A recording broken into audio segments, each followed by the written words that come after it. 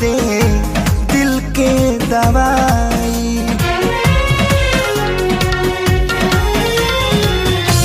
दुनिया बनवला तू ही वाहिरे खुदाई, कहे ना बनवला दर्द दिल के दवाई।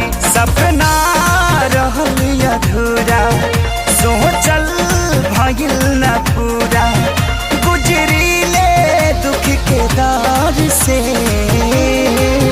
बस ये तने कदाए राम जी दिल लगे नया बुके हुआ से। बस ये तने कदाए राम